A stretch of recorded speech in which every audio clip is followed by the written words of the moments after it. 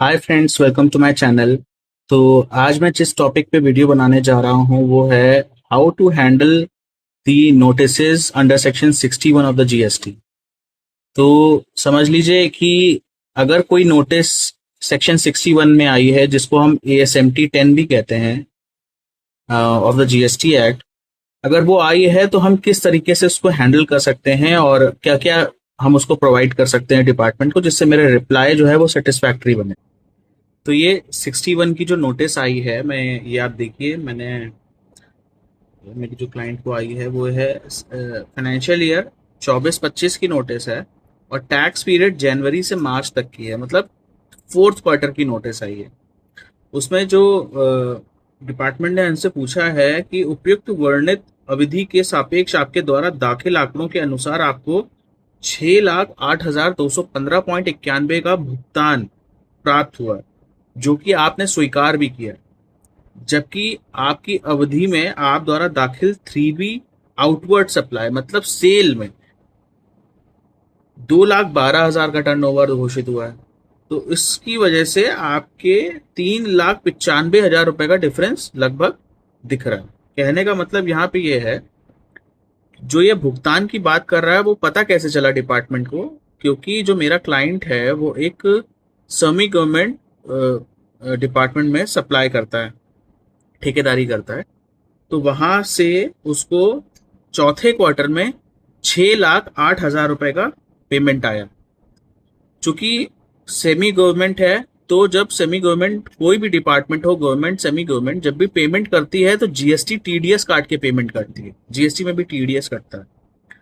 तो जब टीडीएस कटा, उसने मेरे पोर्टल पे चढ़ाया और मैंने वो क्लेम भी करा, क्योंकि भाई 2% टीडीएस काटता है डिपार्टमेंट, मेरे नाम से चढ़ाएगा तो मैं उसको क्लेम भी करूंगा। तो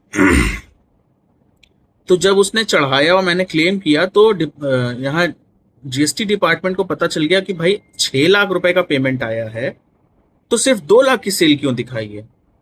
तो आपको 6 लाख की सेल दिखानी चाहिए थी। तो यहाँ पे डिफरेंस आ गया 3,95,000 रुपए का, कि भाई आपने सेल जो है वो कम दिखाई है। मैंने उसका रिप्लाई कैसे ड्राफ्ट किया वो मैं आपको दिखाता हूँ। तो ये नॉर्मल सा फॉर्मेट है भाई, जिसको आप अगर एसी या DC, assistant commissioner, deputy commissioner या कॉमर्शियल टैक्स ऑफिसर से नोटिस आई तो आप उसको यहाँ पे एड्रेस करेंगे टू द सीटीओ सेक्टर, जो भी सेक्टर हो, एसजीएसटी भवन, कॉमर्शियल टैक्स डिपार्टमेंट। आपके व्यापारी का यहाँ पे नाम आ जाएगा, उसका एड्रेस, उसका जीएसटी नंबर, ठीक है। सब्जेक्ट में भाई जिस एससीएन के अगेंस्ट आप जो है वो रिप्लाई कर रहे हैं वो तो इस तरीके से लिखा जाएगा, आप देखिए। और यहाँ पे एससीएन नंबर आ जाएगा, नोटिस का भी जो भी नंबर होगा उसकी डेट के साथ यहाँ पे मेंशन हो जाएगा सब्जेक्ट में।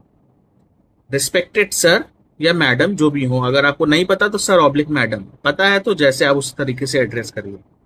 That SCN under section 61 is serve to the applicant regarding the following discrepancies found in the return for financial year 24-25, और मैं उसका रिप्लाई देने जा रहा हूँ। तो 61 की नोटिस जनरली तभी आती है कि जब आपके रिटर्न में छोटी मोटी मिस्टेक्स होती हैं, तो अपने आप आ जाती है वो नोटिस। वो एआई बना के भी भेजता है, उसके बाद अधिकारी जो है उसको अप्रूव कर देता है नोटिस को, तो वो आ जाती है। तो अच्छा, मेरा जो रिप्लाई बनाने का अप्रोच है वो इस तरीके से रहता है कि जो भी नोटिस में पॉइंट उठाया गया है मैं वहां से स्क्रीनशॉट मतलब कट पेस्ट करके अपने रिप्लाई में चिपका देता हूँ कि भाई इसका रिप्लाई मुझे देना है। तो जो भी पूछा गया था मैंने वो यहाँ पे पेस्ट कर दिया, वहां से कॉपी, स्क्रीनशॉट कहते हैं, जो भी कहते हैं। तो मैंने यहाँ पे उसको पेस्ट कर दिया। अब मैंने लिखा कि भाई that in reply to the above query it is to be submitted that the chart has been drawn below for your kind consideration. मैंने उसको समझाने की किस तरीके से कोशिश करी है वो मैंने अभी उसमें लिख दिया कि भाई मैंने एक चार्ट बनाया है, कृपया पहले आप उस चार्ट को देखिए फिर समझने की कोशिश करिए। तो पहला चार्ट जो मैंने यहाँ पे बनाया वो ये बनाया कि मुझे टीडीएस कौन से महीने में कितना मिला है। चौथे क्वार्टर का टीडीएस था जिसमें 6 लाख का भुगतान हुआ था, लेकिन जनवरी में कितना मिला, फरवरी में कितना मिला, मार्च में कितना मिला, मैंने उसको बाइफरकेट कर लिया। तो यहाँ पे डिपार्टमेंट का नाम था, यहाँ पे उसका जीएसटी नंबर था, और जनवरी फरवरी मार्च में कितना कितना मिला मैंने वो यहाँ पे प्रॉपरली लिख दिया। जनवरी में मुझे 3 लाख का पेमेंट मिला, फरवरी में मुझे 87,000 का पेमेंट मिला, और मार्च में मुझे 2,12,000 का पेमेंट मिला। अब इस पर्टिकुलर पेमेंट में 3 लाख, सपोज मैं जनवरी से स्टार्ट कर रहा हूँ, 3 लाख में मुझे ये बताना है कि इसमें कौन से इनवॉइस का पेमेंट मुझे मिला। ये बताना थोड़ा सा मुश्किल होता है, अगर क्लाइंट को नहीं पता तो ये फंस जाता है मैटर। तो क्लाइंट मेरा थोड़ा सा एक्टिव था, उसने बता दिया कि भाई जो भी मुझे जनवरी में 3,08,000 का पेमेंट मिला है वो मुझे पुराने प्रीवियस मंथ्स का मिला है, जो मैं ऑलरेडी 1 में दिखा चुका हूँ। तो मैंने उससे बिल मांगने शुरू करे, तो पता चला 3,08,000 में जनवरी में जो पहला बिल था वो 1 सितंबर का था, 1 अक्टूबर का था, 3 नवंबर के थे, और 1 दिसंबर का था। इन सारे बिल्स का पेमेंट मुझे जनवरी में मिला। इन सारे बिल्स का पेमेंट मुझे जनवरी में मिला। ये साफ हो गया कि 3,08,000 जो मुझे जनवरी में मिला है वो जनवरी के इनवॉइसेस नहीं थे, वो पुराने इनवॉइसेस थे। तो ये क्लैरिटी इसमें आ गई। अब फेब्रवरी में जो पेमेंट मुझे मिला 87,000 रुपए का, उसमें कौन कौन से इनवॉइसेस शामिल थे? तो नवंबर, दिसंबर एंड जनवरी। फेब्रवरी में जो मुझे पेमेंट मिला उसमें 1 नवंबर, 2 दिसंबर और 1 जनवरी का पेमेंट शामिल था, इनवॉइसेस शामिल थे। अब देखिए वही बात हो गई कि 6,08,000 में अच्छा खासा पेमेंट जो है वो पुराने इनवॉइसेस का था। और फिर मार्च में 2,12,000 को जो पेमेंट मुझे मिला वो 1 दिसंबर का है, 1 जनवरी का है और 2 मार्च के हैं। मतलब क्लोजिंग होते होते मेरा सारा पेमेंट क्लियर हो गया।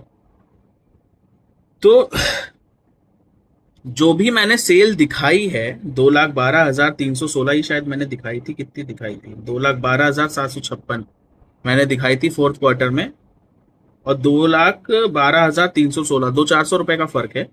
तो यही पेमेंट मैंने, मतलब यही सेल मैंने अपने चौथे क्वार्टर में दिखाई। तो इस चार्ट से ये क्लियर हो गया कि 6,08,000 में जो वो बता रहे हैं कि मेरा 395 का डिफरेंस है, वो सही नहीं है। वो इसलिए सही नहीं है क्योंकि 6,08,000 में मुझे पुराना पेमेंट मिला।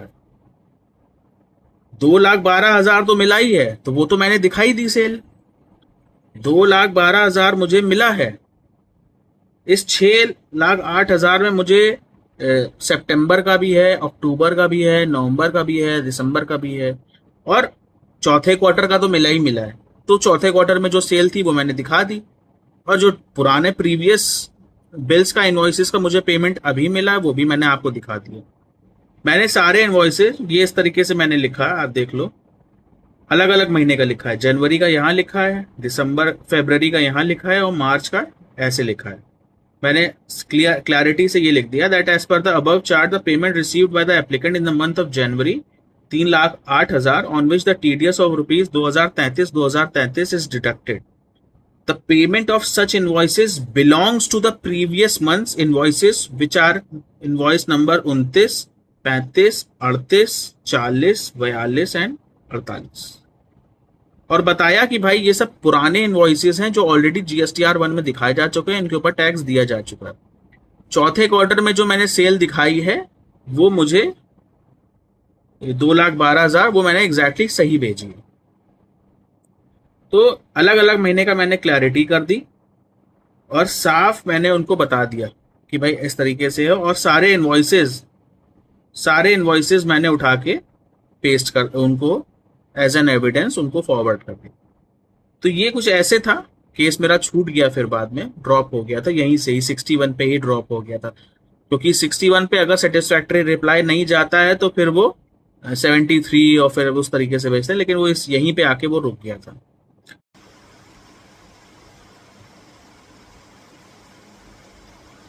तो पहली नोटिस छूटने के बाद वो ड्रॉप हो गई थी। तो मैं अब दूसरी नोटिस किस तरीके से आती है 61 में वो भी मैं आपको दिखाऊंगा। मैं कोशिश करूंगा कि ये भी मैं आपको एक्सप्लेन कर पाऊँ। तो ये आप मेरी स्क्रीन पे देखिएगा कि ये नोटिस जो है वो 61 की, वो बेसिकली GSTR 1 का 3B से या 9 का 9C से या 3B का 1 से, इस तरीके, या ITC का डिफरेंस है, इस तरीके की नोटिसेस जनरली आती हैं पॉइंट वाइज। तो पहला पॉइंट अगर आप मेरा देखेंगे नोटिस का, तो उसमें लिखा हुआ है साफ साफ कि 3B और 1 में अगर कोई डिफरेंस है तो वो एक्सप्लेनेशन चाहिए।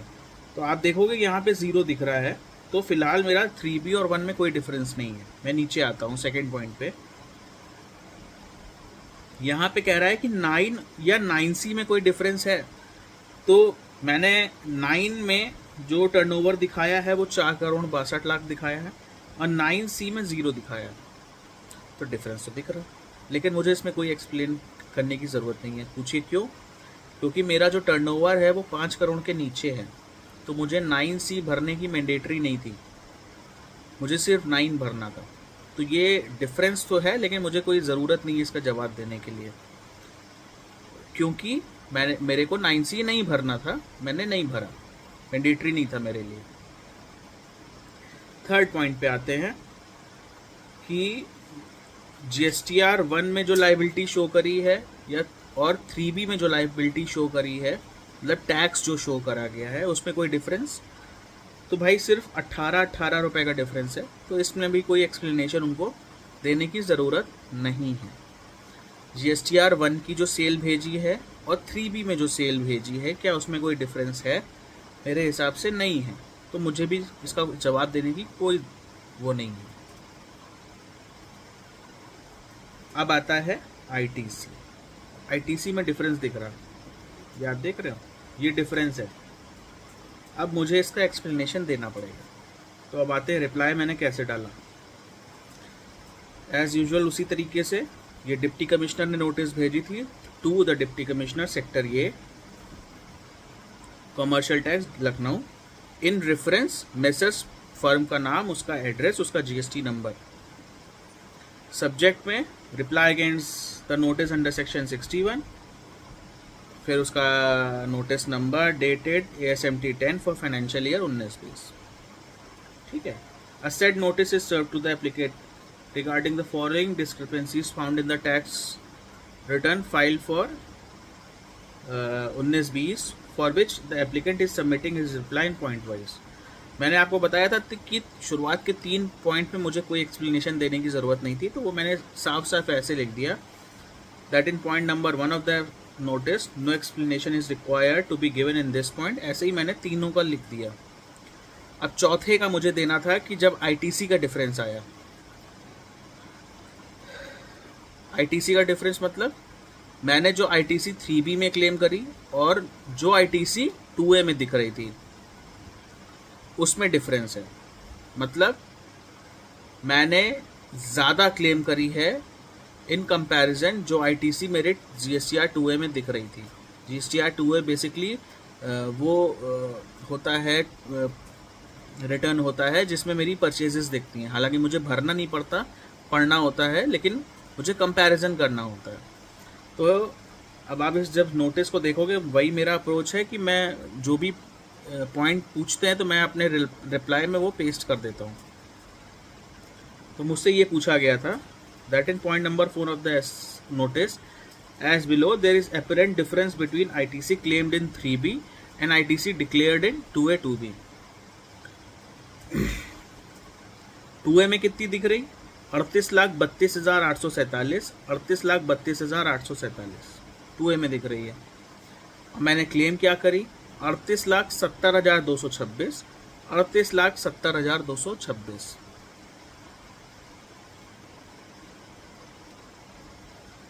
अच्छा, मैंने IGST भी क्लेम करी है 13,123 रुपये की। अब मुझे इसका एक्सप्लेनेशन देना है कि मैंने क्यों क्लेम करी, एक्स्ट्रा ITC क्यों क्लेम करी।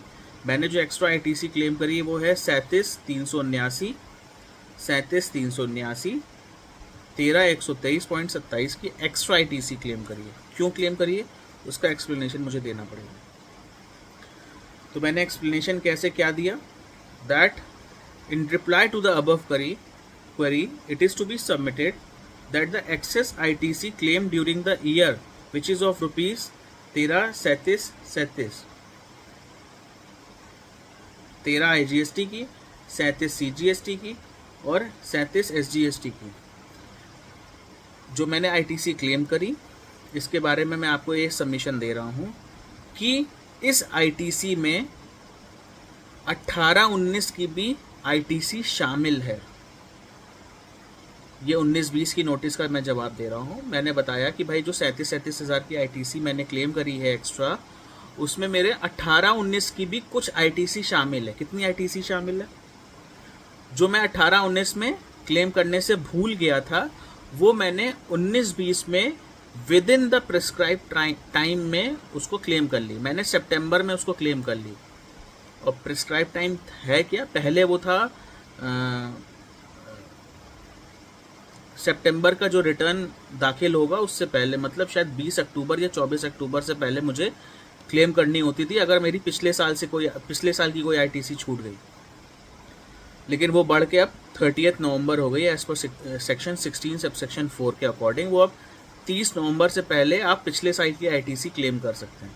तो मैंने वही बताने की कोशिश करी that the amount of excess ITC claim during the year which is of rupees 13,000 as IGST, 37,000 CGST and 37,000 SGST includes the ITC of the previous financial year 18-19 which was left to be claimed in 18-19 which is of rupees 13,000 IGST, 22,000 CGST, 22,000 SGST, and the same has been claimed in 19-20 in GSTR 3B in the month of September as per the provision of GST law and same can be verified from the tax comparison chart। तो मैंने बताया 37,000 में 22,000 की जो ITC है वो 18-19 की है और 13,000 की जो IGST भी है वो भी 18-19 की है, और वो मैंने 19-20 में with in the prescribe time जो था वो मैंने क्लेम कर लिया। मतलब सितंबर के रिटर्न में मैंने उसको क्लेम कर लिया। तो बची हुई ITC को मुझे रिवर्स करना पड़ेगा। मतलब 37,000 में 22,000 घटा दो तो उतना मुझे रिवर्स करना पड़ेगा। अच्छा, अब एक पॉइंट और भी लिखा मैंने, that the applicant has also reverse the ITC of 9300 only under CGST head in GSTR 3B in the month of April 2019। कहने का मतलब यहाँ पे ये है कि 37,000 में 22,000 तो 18-19 की थी, बाकी मुझे रिवर्स करनी थी। एक मैंने चार्ट भी नीचे बनाया है, वो आप देखो। 19-20 में मेरे 2A में 38 लाख रुपए की ITC दिख रही थी जो मुझे क्लेम करनी चाहिए थी। मैंने 3B में क्लेम कितनी करी? 13,123, 3870। ठीक है, एक्सेस ITC वही निकल आई, 13,000 IGST, 37,000 C और 37,000 S। इसमें मैंने लेस किया जो मैंने पिछले साल की क्लेम करी थी। ITC left to be claimed in 18-19, hence claimed in month of सितंबर financial year 2021।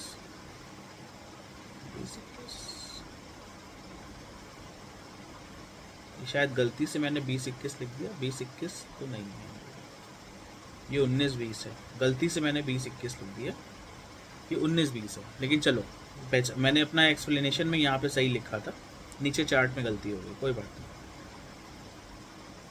In the month of सितंबर फाइनेंशियल ईयर 19-20, तो मैंने इतनी ITC 18-19 की क्लेम करी।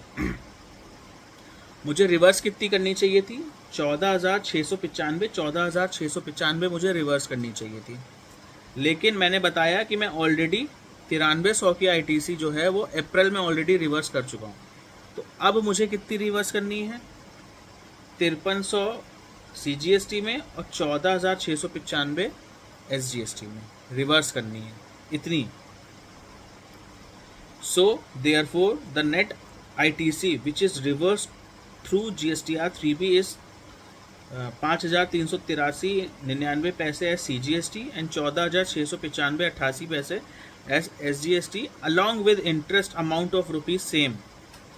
मैंने बचा हुआ जो अमाउंट था, अगर आप ये पूरा चार्ट देखोगे तो वो पूरा एक्सप्लेनेशन मेरा समझ जाओगे आप यहाँ पर। ये चार्ट मैंने इस तरीके से बनाया है, अधिकारी भी समझ ही गया होगा, बस ये छोटी सी मिस्टेक हो जाती है, क्लरिकल मिस्टेक है, लेकिन मैंने अपना एक्सप्लेनेशन सही लिखा था ऊपर। तो 9300 की मैं ऑलरेडी रिवर्स कर चुका था, तो बचा हुआ मैंने जीएसटी DRC 03 से रिवर्स कर दी विद इंटरेस्ट के साथ। जब मैंने रिवर्स करी, अब ये कंपैरिजन चार्ट देखिए,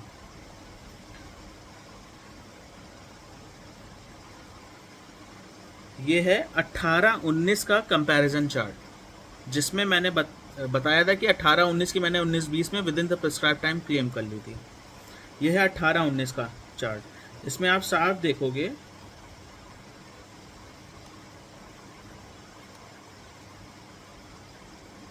कि 13-24 माइनस में दिख रहा है ना, ये मैंने कम क्लेम करी थी 18-19 में। यही सेम आईटीसी मैंने 19-20 के सितंबर में रिटर्न में क्लेम करी है, जो मैंने उनको बताने की कोशिश करी। ये देखिए सितंबर के रिटर्न में, ये सितंबर दिख रहा, और मैंने यही सेम क्लेम करी है। अब हो सकता है यहाँ पे 24 बाद में अपडेट हो गया, बट उस टाइम पे जब मैं क्लेम कर रहा था तब 22 दिख रही थी, तो मेरा घाटा ही हो गया। मुझे 24 क्लेम करनी चाहिए था, लेकिन ये सब चीज़ें बदलती रहती है। टैक्स कंपैरिजन चार्ट समय के अनुसार बदलता रहता है, तो जब मैंने क्लेम करा होगा तब 22 दिख रही होगी, आज वो 24 दिख रही है। तो मैंने वही बताने की कोशिश करी कि सितंबर में मैंने जो क्लेम करी है वो यहाँ पे साफ साफ क्लैरिटी के साथ दिख रहा है, और बचा हुआ पैसा मैंने वापस कर चुका हूँ ऑलरेडी DRC 03 से, और एक बार 9,000 रुपये मैंने अप्रैल में भी वापस कर चुका। जब मैंने कैश से जमा भी किया तो मैंने उस पर इंटरेस्ट भी दिया, जितना मैंने रिवर्स किया उतना मैंने इंटरेस्ट भी दिया। तो ये भी सेटिस्फैक्ट्री था उसको, मैं अधिकारी से मिलने भी गया था। तो ये भी जो है, देखिए इसमें किसी में एक्सप्लेनेशन नहीं चाहिए था, बाकी बस एक ITC का मैटर था इस नोटिस में, किसी में एक्सप्लेनेशन नहीं चाहिए था। तो ये नोटिस भी फिर जब अधिकारी से मिलने गया, उसको समझाया, तो वो क्लैरिटी के साथ उसको भी समझ में आ गया, और ये यहीं पे ड्रॉप हो गया था। तो मैंने आज 2 नोटिस के बारे में आपको समझाया, और अगर आपको कुछ क्वेरी या डाउट है तो आप कमेंट करिएगा। एंड अच्छा लगा हो, अगर आपको मेरी अप्रोच या किस तरीके से मैंने लिखा वो सही लगा हो, तो प्लीज़ कुछ भी कमेंट करिए। अच्छा लगा हो तो कमेंट करिए, ना अच्छा लगा हो तो कमेंट करिए, बताइए एटलीस्ट मुझे, और लाइक करिए या सब्सक्राइब करिए। Thank you.